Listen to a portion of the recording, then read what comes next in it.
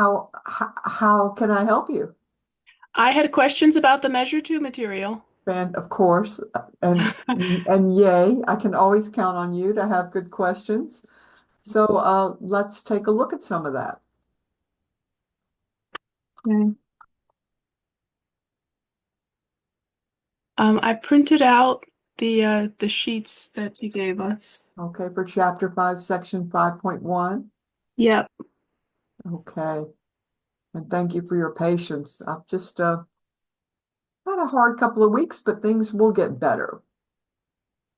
yep, Sometimes we just have to just keep on going. So, yes, this special homework for section 5.1. yep. All right. So, shall we just start looking at them, or do you have some specific ones that seem a little challenging? Um, I did the homework for this week. I Uh-huh. They kind of look familiar to the homework, but there were two. Well, the first for each sequence below do, I wanted to go over that with you. Uh-huh. And then I'm sorry. Yeah. And then there were some for writing in closed form, translating the values into the summation and multiplication. See, that's why I'm here. I need to. Right, because we'll cover that tomorrow in lecture. You always get things a little early. Um, but let's start with something from problem one, and we can Yes. go from there. Okay. Is there a particular one on number? We can go through the four steps that you're asked to do so that we can check.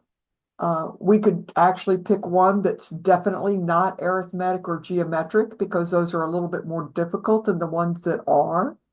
Okay. Would you like to do that? That sounds great. So why don't we look at part C, because that particular sequence, we're told that C1, can you see this okay? Yes. Is 1 over 1. I put it over 1 just sort of as a hint. And then the next term is 1/2. And the next term is 2/6. And for a while, it looks, kind of like it might be. But then we start getting into these other terms. And I give the hint to try to help as we work through this. And that is that, of course, 0 factorial is 1, and 1 factorial is 1, and 2 factorial is 2, and 3 factorial is 6, and 4 factorial is 24, and so on and so forth. So those hints are supposed to, of course, point us to the fact that maybe, maybe these particular terms are written as factorialized. Maybe these are factorial. I'm noticing right away that Uh-huh. the subscript for C is 1, so we don't get an initial zero value to work with. That's right. Our first subscript is n equals 1. And we're told that and I'm going to try to do a little color coding. We're told that C1 is 1 over 1. Now the question is, how is the 1 being used? It's a 1 up top and a 1 at the bottom. We might just think it's 1 over 1 being n over n. But when we look at the next one, right? If this is C1, then that means that this term is the C2 term, doesn't it? Yeah. So what we might do is come back to the first term after a little bit of work, because sometimes we can't really see the pattern until we look at a couple of terms down the line.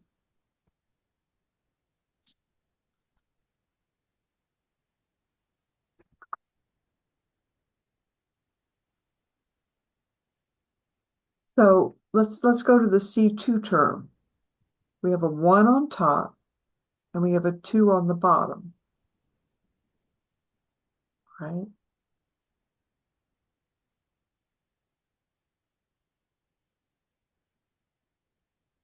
And at the C3 term, we have a 2 on top and a 6 on the bottom.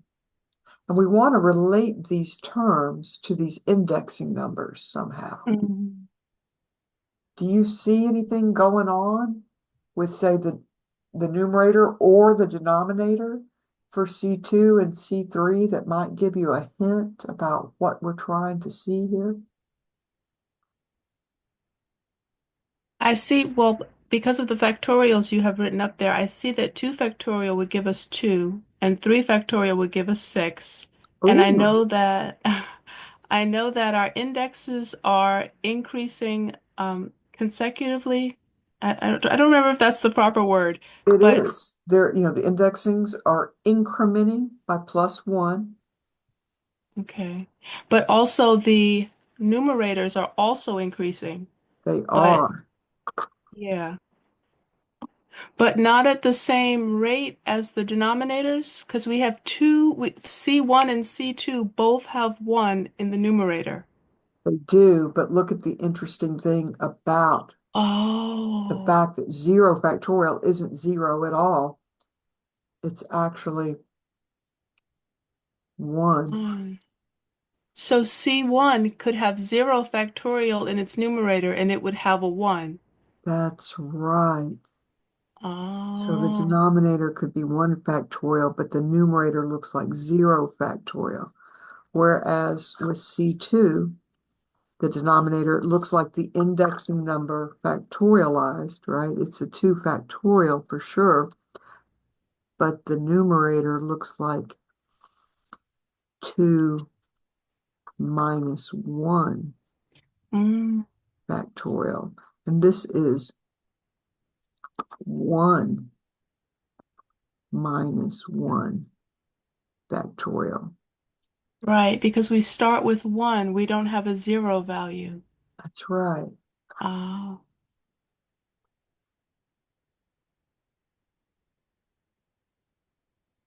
But we can see that this looks like,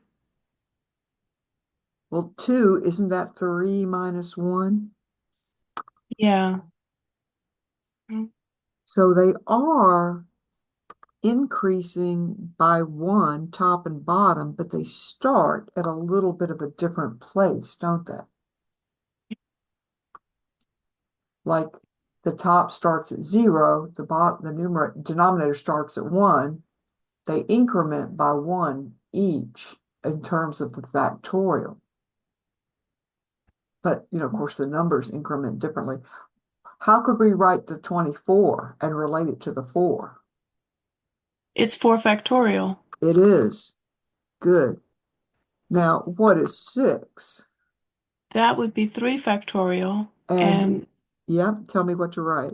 we would get that from 4 minus 1 Exactly. So you do see the factorial. pattern. Yes, exactly.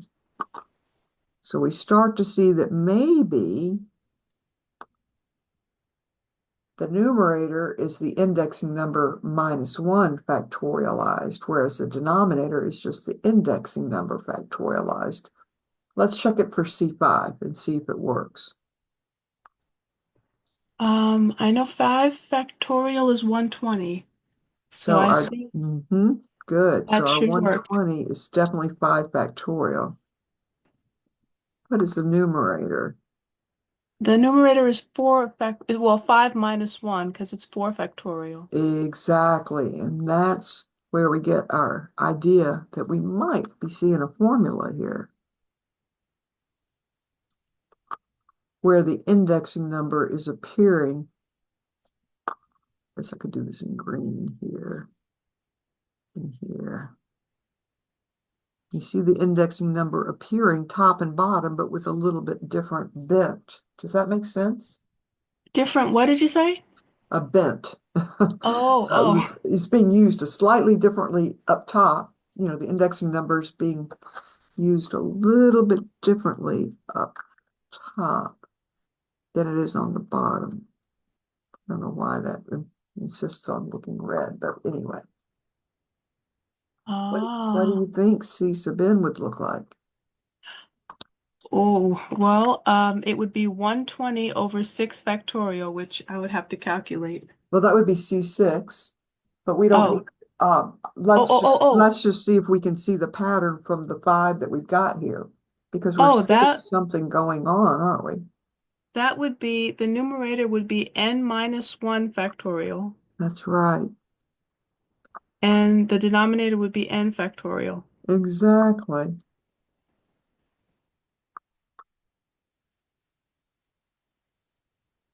So we were asked to find the next three terms.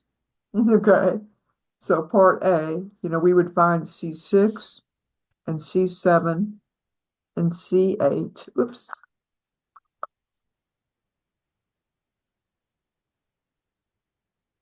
Right. So C6 would be what? 5 factorial over 6 factorial. And Yeah, C7 would be 6 factorial over 7 factorial. And C8 would be 7 factorial over 8 factorial, because we do see a pattern here, don't we? yeah. And you could leave them like that, or you could write them as 4 minus 1, or you could just find out, what 5 factorial is. I mean, there are a lot of cancellations that could have happened, top and bottom, but I didn't execute those because that would sort of disappear the relationship between the indexing number and the numerator and denominator that I'm trying to help you learn to see.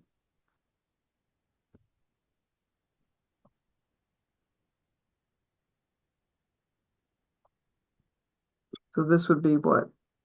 120 over 720. This would be 720 over whatever that is times 7. Right? C8 would be 7 factorial over 8 factorial. So we have to kind of grab our calculators to get, these numbers. And I will be posting solutions. Uh-huh. Now B asks, hey, is it an arithmetic sequence? But if it is not, in other words, if there's not a common difference that we're adding over and over again to find the next term from a prior term, then we would show that by calculating the C sub k plus 1 minus C sub k for a couple of different values of k. So if it is not arithmetic, which it's not, show this by, and I'll just reword it here, picking two different values of k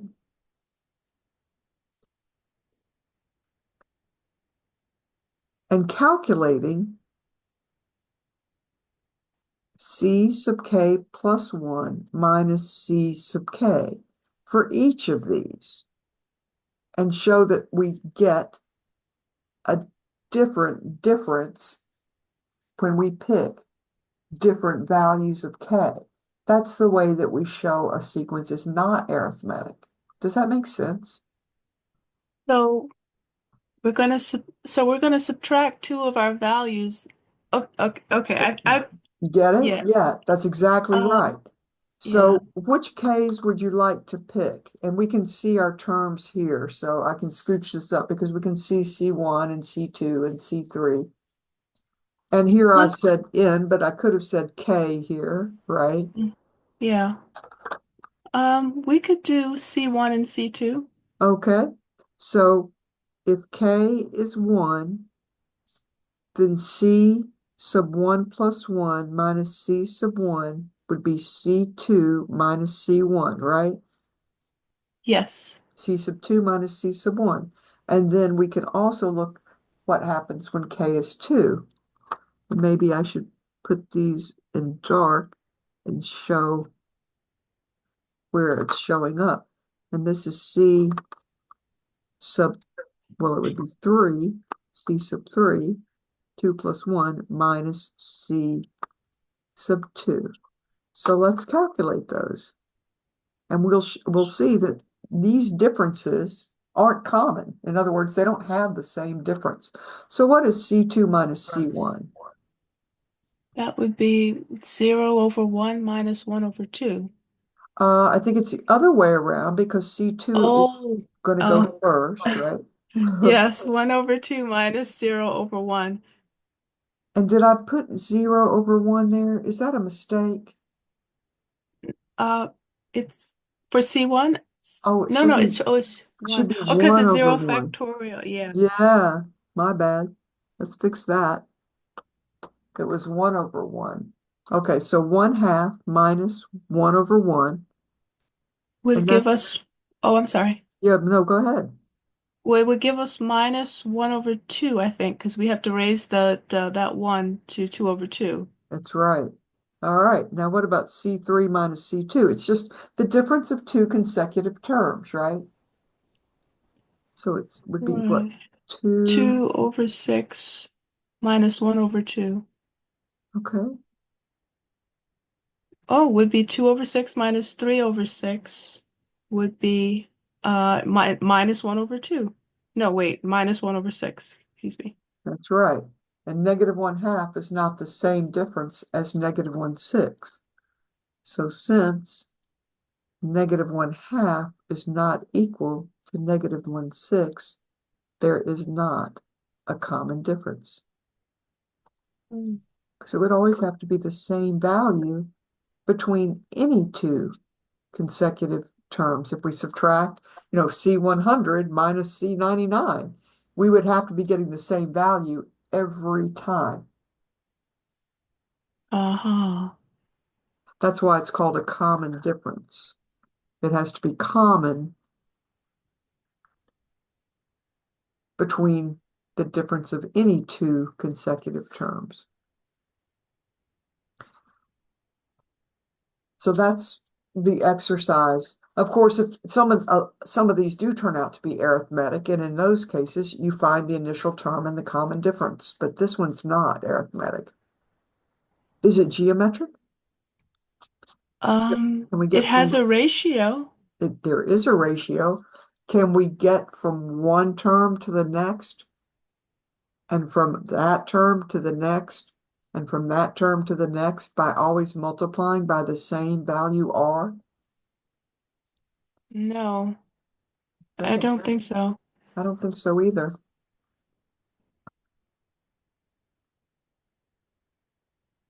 Um, So I'm going to rewrite the sequence so we can see it. We want to be able to see what's going on.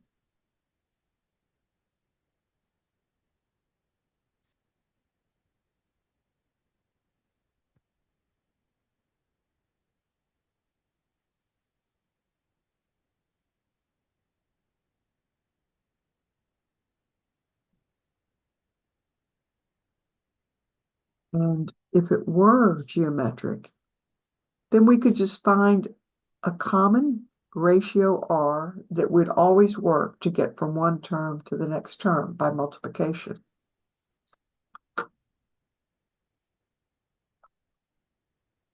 But it's not. And I think I might have my numbering off. Were these 1, 2, 3, and 4, these different parts actually?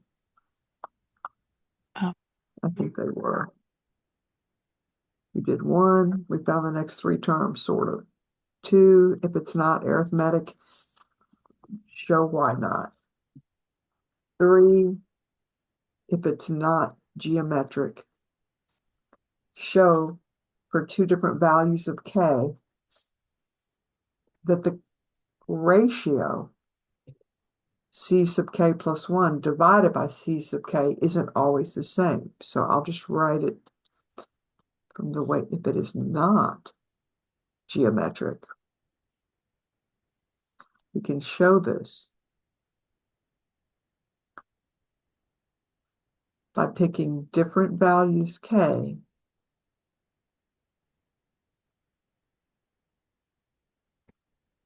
and calculating. Calculating. That's a new word for the English language. And calculating, and in this case, c sub k plus 1, not minus c sub k, but divided by c sub k for each of these. Mm. Because it turns out there is no common ratio. If there was, we'd have to be multiplying C1 by that R to get C2. So what is the R that would have to be the common ratio if there was one, just going from C1 to C2? 2 or 1 over 2? 1 over 2. But that isn't what would work to get us from C2 to C3. And that wouldn't Right. work to get us from C3 to C4 either. Right. Every time, uh, there's a different quotient, C sub k plus 1 over C sub k. So we could try, k equal 1 again and k equal 2, or we could try, just for fun, we could say, well, let's look at when k equals 5, just so that we do something a little different. And let's look at when k is 4. That's two different values of k. And let's calculate C sub 5 minus 1 divided by C, plus 1. Oh, hang on. Do we have C sub 6? I guess we can write No. C sub 6. I didn't write it yet. But it's going to be 120 over 720. That would be C sub 6, because now if I'm using k equals 5, we need plus 1 here. And then C sub 5, because C sub k plus 1 would be C sub 5 plus 1, and C sub 5 would be C sub k. What Mm. about when k is 4? What would the numerator be? C sub 4 plus 1? Yeah. And what would the denominator be? C sub 4. Yeah. And we can check these. Now we get to practice dividing fractions by fractions. This is good algebra practice. So we're looking at C sub 6 divided by C sub 5. What is C sub 6? 120 over 720? So 120 over 720 divided by C sub 5, which is, 24 over 120. and just to review, when we have a fraction divided by a fraction, we take the top fraction, just leave it the way it is, but then we multiply by the reciprocal of the bottom one.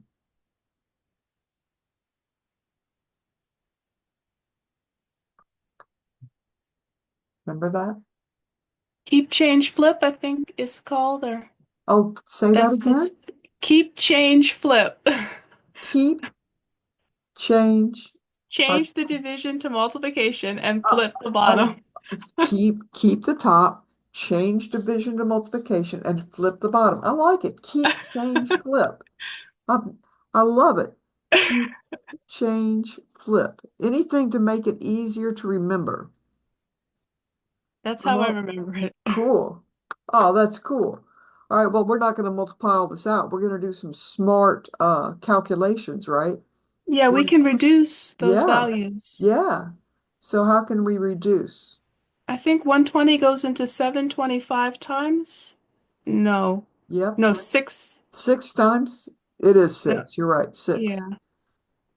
And And then 24, into 120 should be.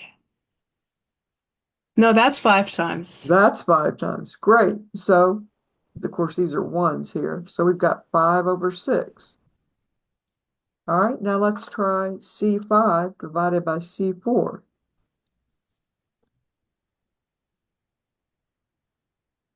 We got Uh, 24 24 over over 120. 120, 6 over 24. So we're going to keep, change, and flip. Love it. I love it. All right. So So let's see what happens. 6 goes into 24 4 times. 24 goes into 120 5 times. And there we have two different ratios. Uh, So notice C6 over C5 was 5/6, but that's not equal to 4/5, which was C5 over C4. So it's not geometric. are we going to use these in proofs? These are just calculation problems. Some Okay. of these nice algebra facts we will use in other contexts. But right Okay. now, this is just a way to prove that a particular sequence is or is not geometric, Okay.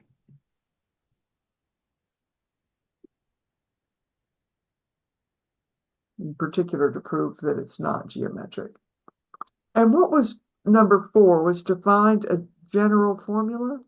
Yes, I thought we did that at the start. I think we did. I think we actually did sort that out kind of at the beginning, didn't we? Yeah.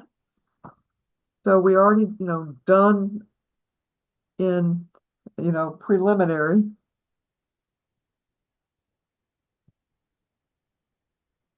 work, and that was that C sub n is equal to, what was it? Um, n plus 1 factorial, n minus 1 factorial over n factorial. And this is, we have to tell where n begins. For n is greater than or equal to 1. Yep, because we were told that this thing starts at 1. So that would be our general formula. But if it starts at 1, that means we can't use 0 factorial for that first 1. Well, let's just think about why it wouldn't make sense to start it at 0 with this formula. You see, Oh, I it, see. That's how see we got it? it. I'm sorry. No, That's no, how we don't got the be. 0.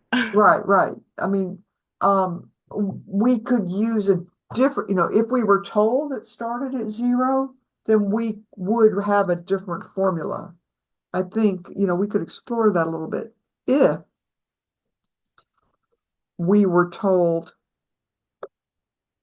this is just a little bit of extra, that C naught is 1 over 1, and then the next term was 1/2, and the next term was 2/6, and so on and so forth, right?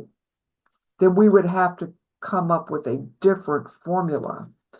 We can't have n minus 1 if our n is starting at 0, because 0 minus 1 would be, well, it would be -1, and we don't have a definition for -1 factorial. Factorial doesn't start until n is 0. But in this case, what could our formula be? We'd have to add 1 in the denominator because We we sure can't would. start with 0. We And what could about the put numerator? n, just n over n factorial over n plus 1 Yep, factorial. and that would be for n greater than or equal to 0. So there are sometimes choices. And honestly, when you set up a loop, and a for loop, when you're programming, it can make a difference how Oh, you have restrictions about where that indexing starts. It depends upon what you're trying to do with what's going on inside the loop. You may have choices, and you may, decide one choice for where to start your loop, your for loop, versus another choice. It could really depend. It will make a difference sometimes. Depends on what you're doing.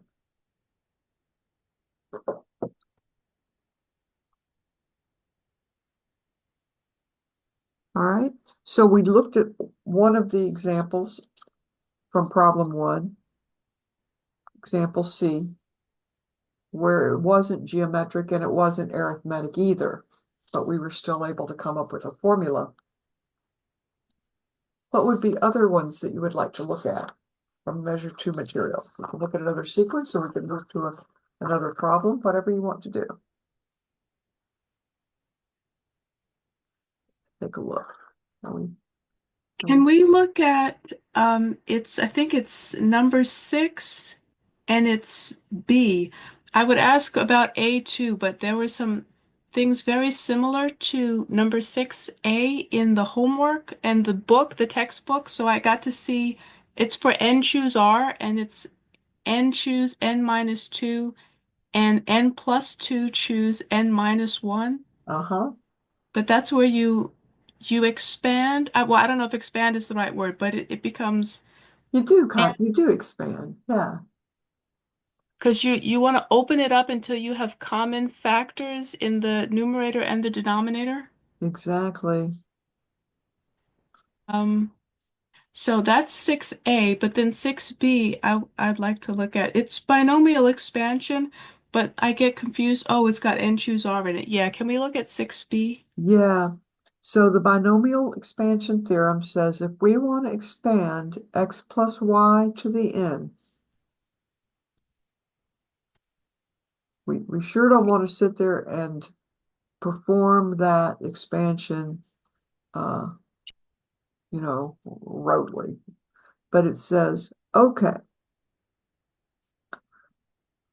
there's a coefficient term. I'm just going to put that in parentheses. That's going to be our choose value.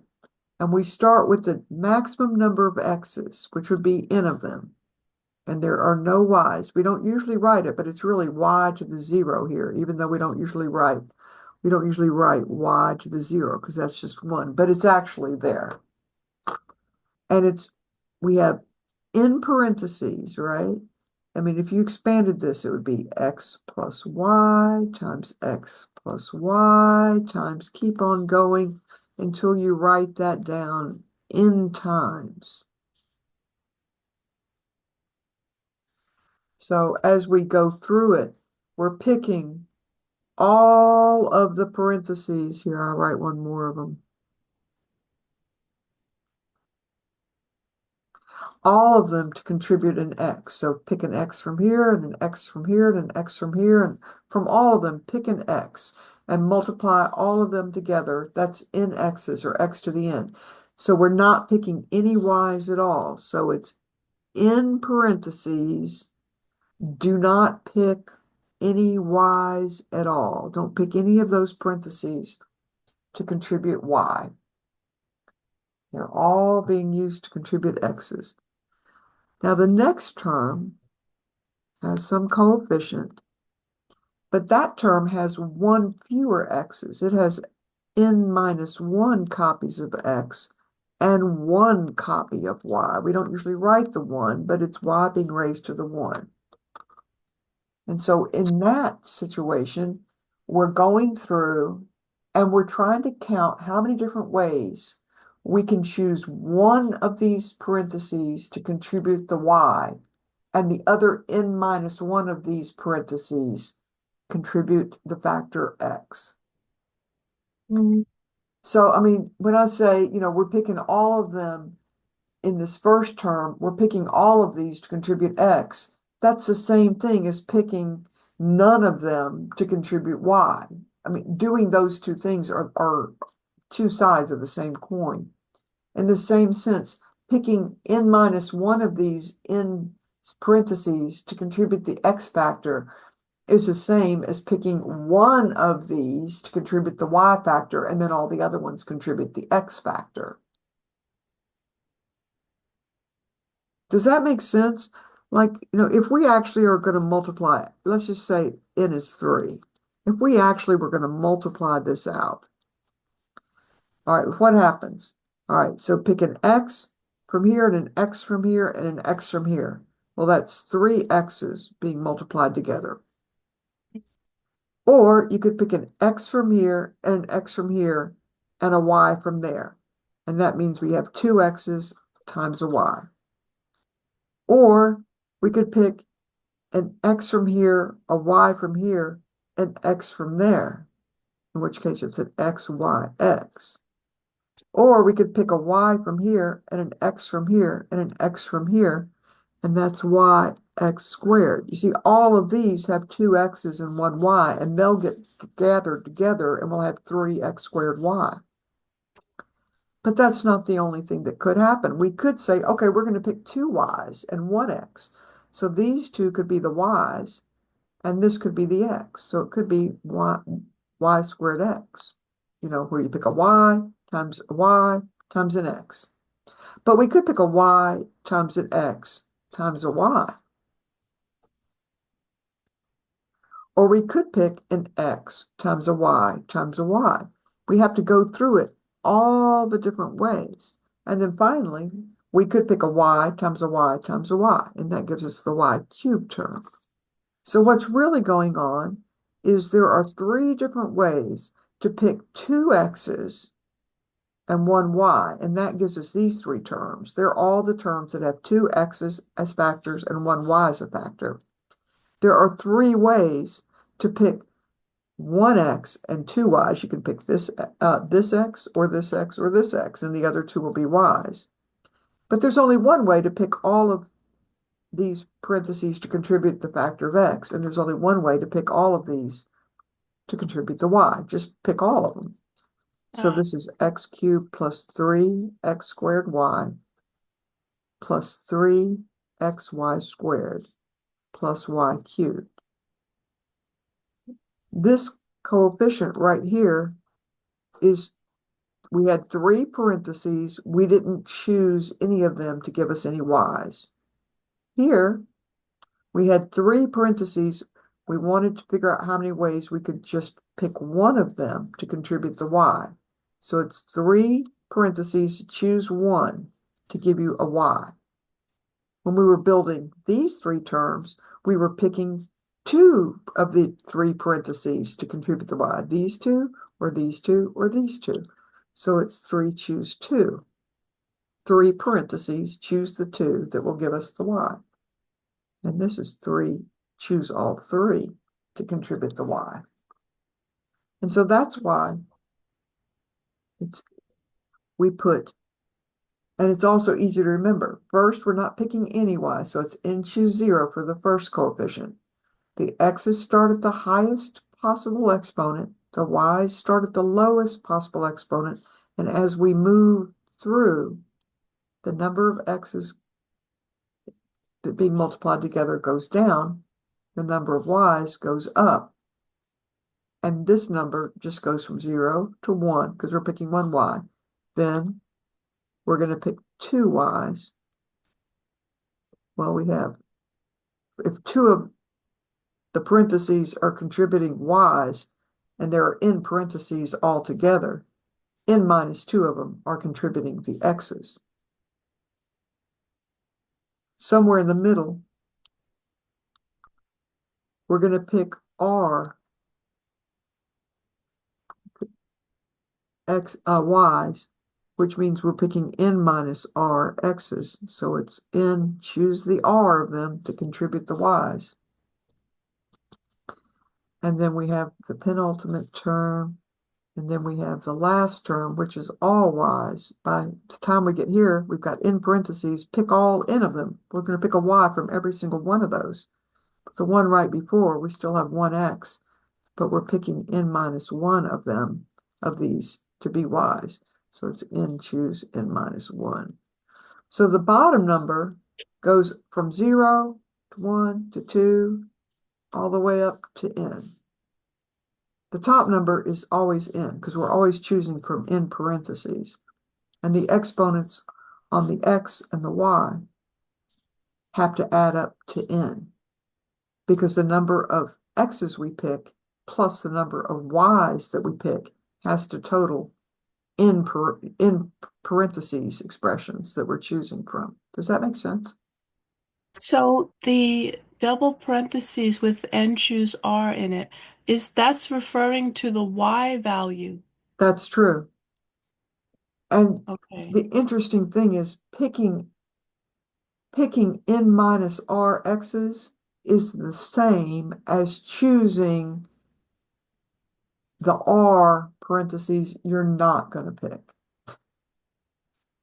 Picking n minus r is the same thing as picking r that you don't pick. And then here's an interesting fact. N choose r turns out to equal n choose n minus r. All right, now how does that actually play out? You know, if n is say 8 and r is 3, 8 choose 3 is going to equal 8 choose 8 minus 3, which is 5. Picking the 3 parentheses that contribute either x's or y's is the same as picking the 5 parentheses that we're not going to pick. Now, this is an interesting fact to try to prove, just using the formula for n choose r. But this, it always works out. If n was, I don't know, 9 and r was 4, 9 choose 4 is going to always equal 9 choose 5. You can check it, and you can prove it. You can prove this fact using the definition of n factorial and r factorial and n choose r factorial. And I think that's one of the things I asked you to do. I don't want to, give away, the whole game. But this is the binomial expansion theorem. Why don't we play the binomial expansion theorem game with a couple of examples? How does that formula relate to Pascal's triangle? Okay. Hmm, that's a great question. Pascal's triangle gives us the coefficients for different exponents in. So when you say coefficients, are you saying the The, n choose r value? Those yeah, those. yeah, And then the these. exponents are n for n and y. Right. So the coefficients, when we look at x plus y quantity cubed, the exponents are, changing, right? But the coefficients are 1, 3, 3, 1. Okay. The coefficients are the numerical values that are in front of the variables raised to powers. So Pascal's triangle is interesting because what it does is it gives us a way without using the formula for n choose r or the formula for the binomial theorem. But you remember how it works. There are always ones coming down on the outside. And then you add consecutive values together in one row to get the value that's in the row below. So 1 plus 1 is 2, 1 plus 2 is 3, and 2 plus 1 is 3. So what would be the value that would be here? Four, And what would be the value that would be here? 6, So you do know how Pascal's 4. triangle works, right? I remember we talked about it before. We Um, did. I'm just trying to relate the two because the I'm going to show you. solution that you had, the 1 3 3 1, that's that line right there in Yeah, that's Pascal's this triangle. line, and that is the coefficients for x plus y cubed. So this is the row for when n, the exponent on x plus y is 3. But there are, let me try to back up with that. This is what you get for coefficients if you square x plus y, right? It's 1x squared plus 2xy plus 1y squared, right? Oh yeah. Wow. Right? And these are the coefficients that you get if you raise x plus y to the fourth. It'll be x to the fourth plus 4x cubed y plus 6x squared y squared plus 4xy cubed plus 1y to the fourth. But the interesting thing is how the tip of the triangle happens. If you raise x plus y to the 1, that's just x plus y, 1x plus 1y, isn't it? Yeah. And if you raise x plus y to the 0, anything to the 0 is just the number 1. Wow. I never knew that's how it worked. Wow. Mhm. So this is there's an interesting thing happening here. Because why is it that these numbers turn out to be the right numbers when we use this kind of little formula where we're adding from a row above to get the values in the row below? Somehow that's got to relate to n choose r. Hmm. And this is, I was just thinking about how we would express this idea.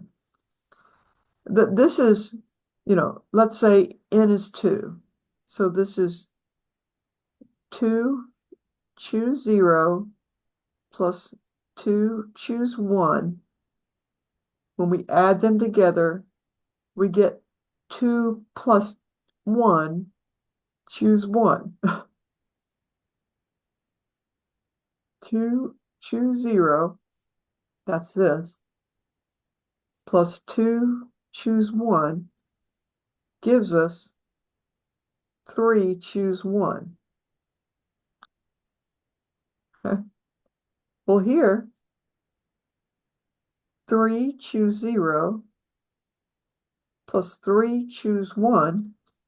When we add those together, we get 4 choose 1. But it works over in the middle too, right? This is 4 choose 2. The 6 is 4 choose 2. It's the coefficient of the x squared y squared term when we expand x plus y to the fourth. So 4 choose 2, which is 6, plus 4 choose 3 turns out to equal 5 choose 1, 2, 3, 4.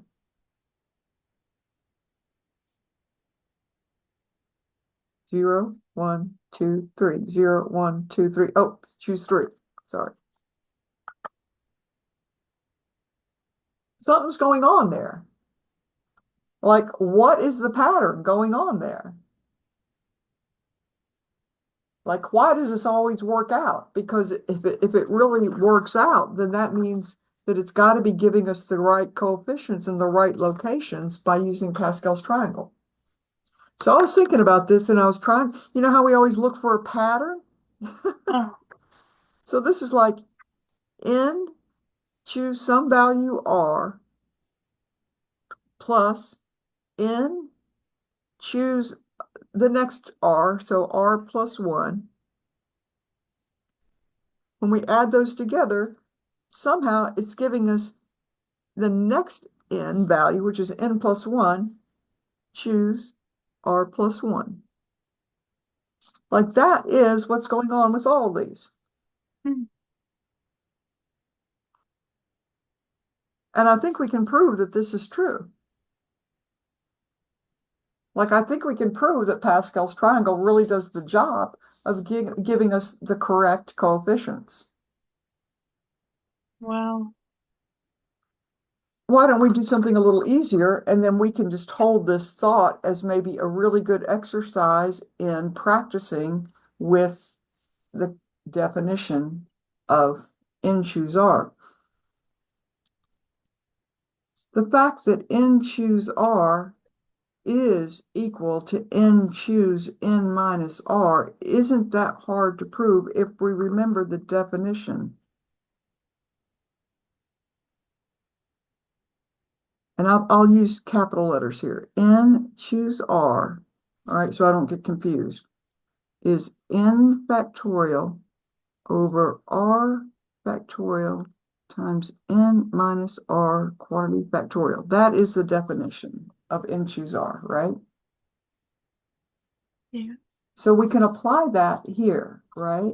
Like for the little n and the little r, it looks just like this, but with a little n and little r, right? So what, by definition, what's the formula for little n choose little r? You tell me. N fact yeah, N factorial over R factorial times N minus R factorial. Great. Now let's just try to imagine that this is going to be according to the definition, we still have n, but instead of little r, we have n minus r for our big R, okay? Okay. All right, so let's use the definition. What would be in the numerator? N factorial. Great. Now, in the denominator, our big R is now little n minus little r. So what goes down here?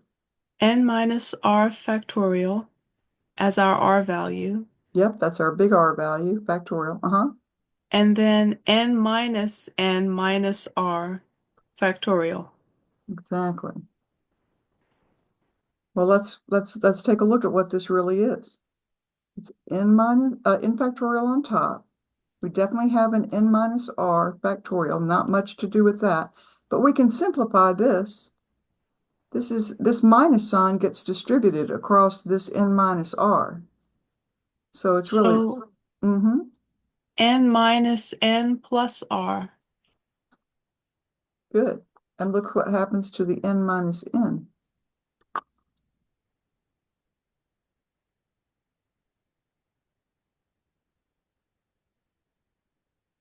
N minus n goes away, and we're just left with r factorial. See how these are the same?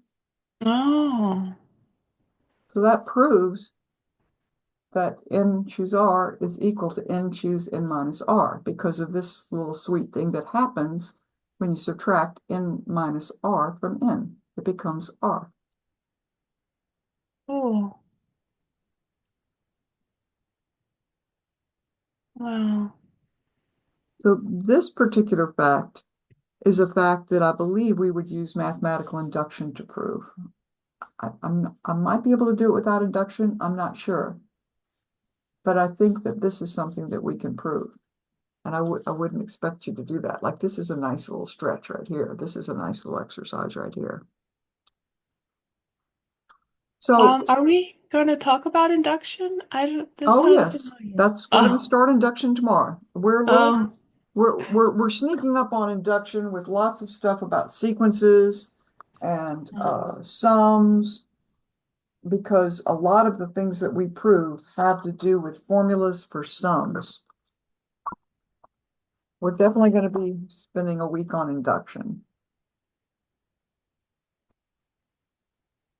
But if we try to, use the formula, use the binomial expansion theorem,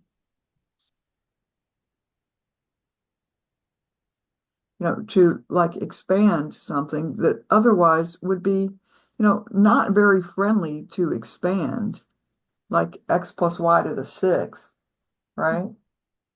would we look for the sixth row of Pascal's triangle to find the coefficients for that? I think it would be the seventh row, actually, Oh, because I think the first row is when n is 0, oh, and the second row is when n is 1, and the third row is when n is 2. So I think it would be 1, 2, 3, 4, 5, 6. The seventh row would be x plus y to the sixth. Yep.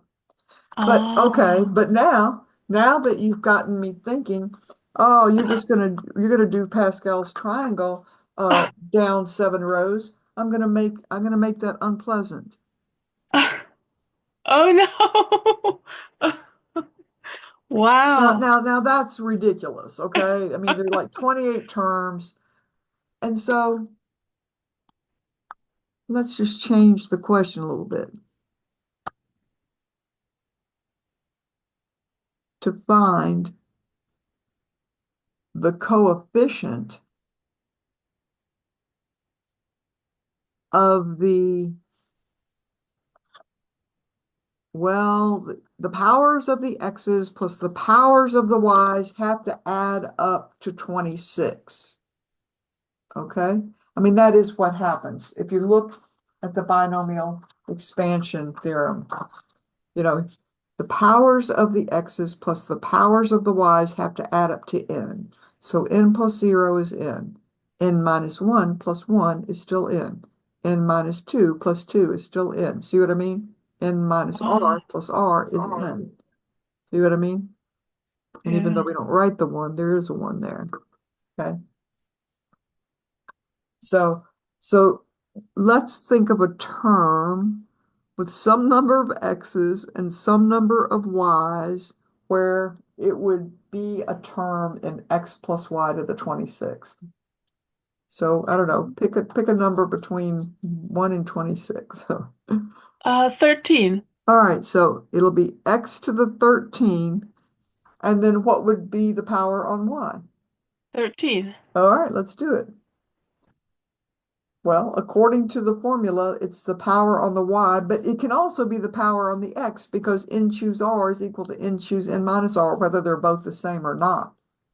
You see, I mean, this formula would work if we put n choose n plus n choose n minus 1 plus n choose n minus 2, because we just proved that n choose 2 is equal to n choose n minus 2. You see, what doesn't, but we just like things to be neat in mathematics, so we start with choose 0, choose 1, choose 2, all the way up to choose n. But we could have said choose n minus 1, choose n minus 2, all the way down to choose 0. See what I mean? Oh. We could have written the formula with the power on the x as what we're choosing. But again, mathematicians like things nice and tidy. And since it doesn't matter, we're actually just writing the power that's on the y in the formula. But either one would work. So it's going to be what is the coefficient according to the binomial theorem? N choose 13. Right. So it's going to be n choose r, but here our r is 13. Oh, what is our n? Our N is, ooh, oh, 26? Yeah, it's That, 26. So, oh my gosh, 26 choose 13. It still beats writing 27 rows in Pascal's triangle. So what do we got up top? Let's do this. 26 factorial All right. over 26 factorial. No, 13 factorial R times 26 minus 13 factorial. Great. Oh gosh.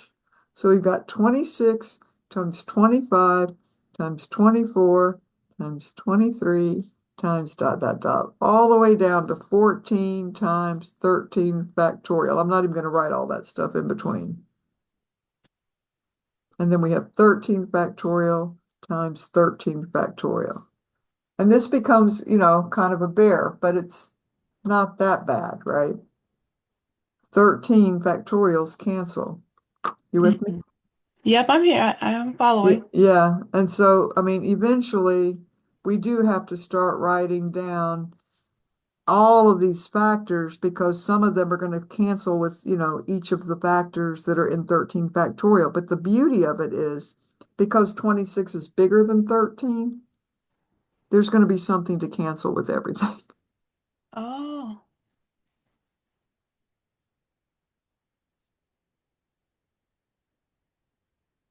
wow.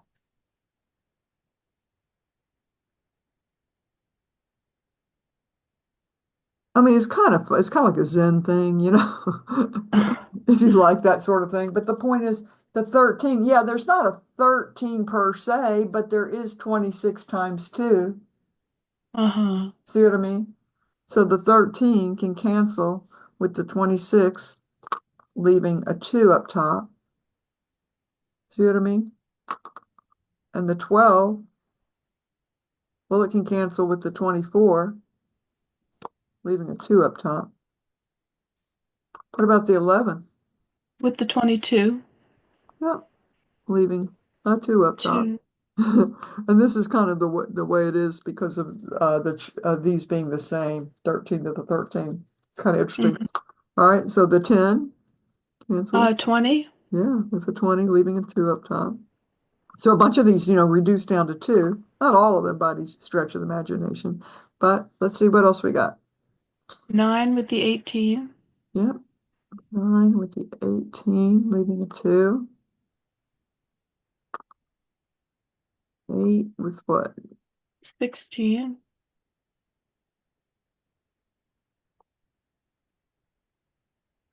7 with, Eight, 21. We have a okay, 21. all right, we'll take out that and what leaves 3, right? 6, There's let's see. We use the 18. but we got a 2 and a 3 here. Oh, yeah. Just let those go away, right? Oh, 5 and the 25. 5 and the 25, leaving a 5.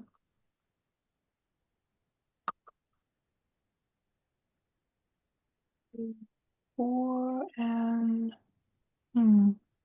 Got Well, some it's 2s, so yeah, we could get rid of these 2 2s, right? yeah. I have to remember this stuff when I'm reducing fractions. And then the 3 And the 15, and the 15, leaving, 5. And we have another 2 that we can reduce. yeah, we can take care of any of these. I'll just take that one away. And there we go. We've got everything on the Wow. bottom gone. So what do we have left? Up top, we have what, That's 5 100. times We have 4, 5, 5, 2, and 2. 5 times 5, 2 times 2 2. times Oh, 23. the Don't forget our 23 and the 23 19. Oh, times 2 and the 19 we still have. times 19 times 17 Oh, the times 5 5 and the times 14. 14. And that's a big number. I mean, you know, 20 times the 5 is 100, right? So we've got 100. That's this times this times this times this times 23 times 19 times 17 times 14. Okay, I'm not going to do that in my head, but there Wow. are savants that could do. But you just stick it in your calculator, it's a huge number. But that is Wow. the coefficient. But just think about the work that you would have to do to get to that if you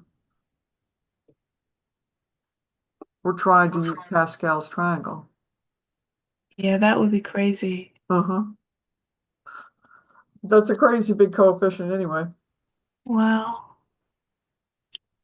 Well, that really put some perspective on this. Oh, you count on me to spend 30 minutes on something that somebody else could do in 5. I appreciate it. This is so helpful. I really appreciate it. You're very welcome. We are going to start about with proof by induction, and we're going to look at summation and product notation tomorrow. Okay. Um,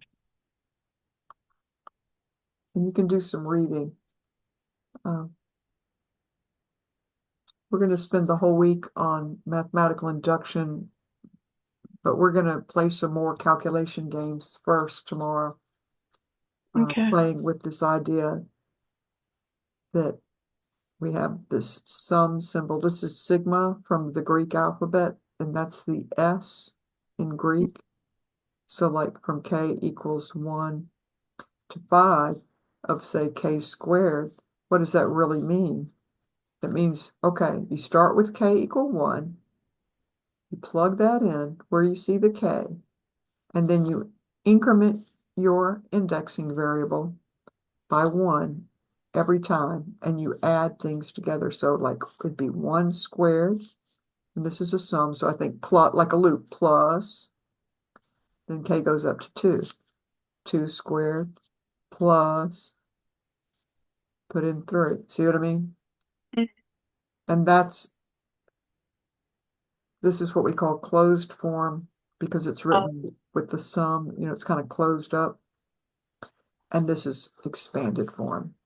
And we can do that with both products and summations.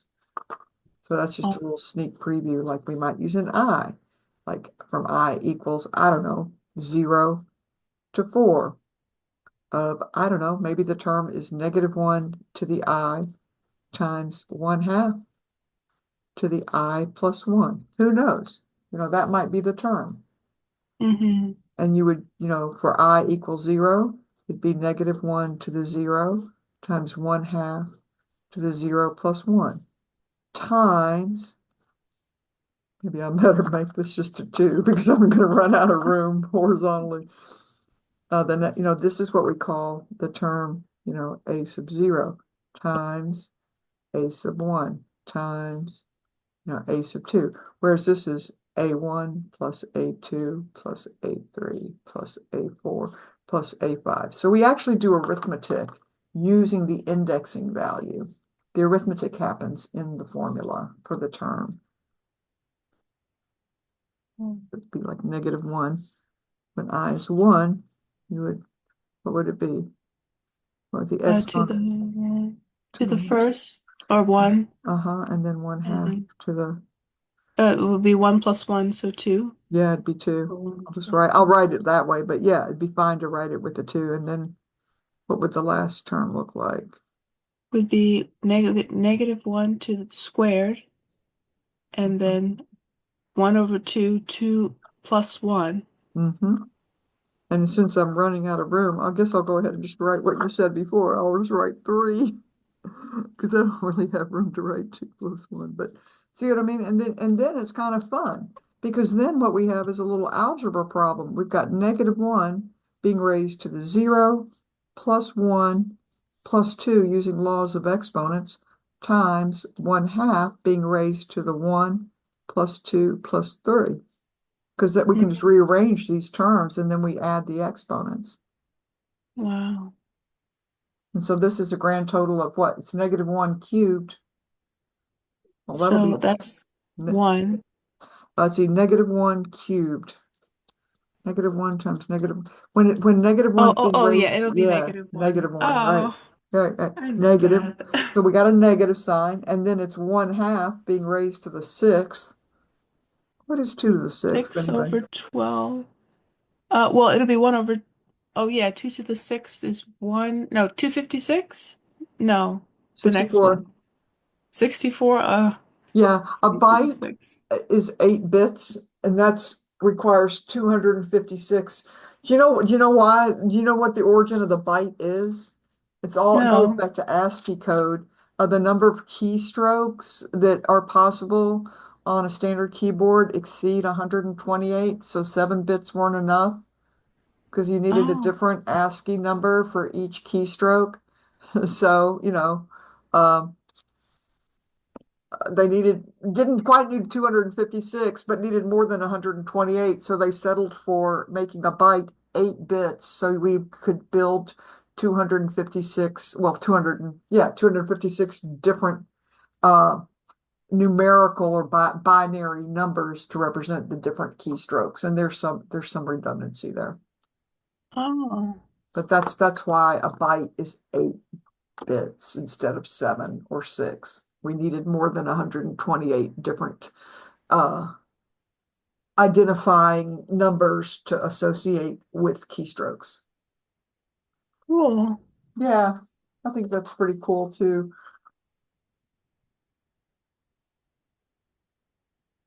All right, so you got a nice little sneak preview and you've got plenty to work on. And thank you for your patience. You're very patient. I know you're probably waiting all weekend for that.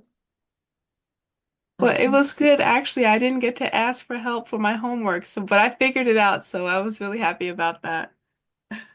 And I would have been happy to give an extension if you needed one. Thank you. It was some of the sequences were a little, I had to really kind of think about I them. know, right? Some of them really are a little, and you have to go back and check the very first term and make sure the formula that you cooked up actually works at the very beginning, because you can't always see the pattern at the beginning. Yeah. Yeah, They were fun. good. All right. They were tricky. All right. I'll Thank you, see you Professor. tomorrow. Okay, you too. Have a great evening. You too. Thanks for playing. Bye. Bye.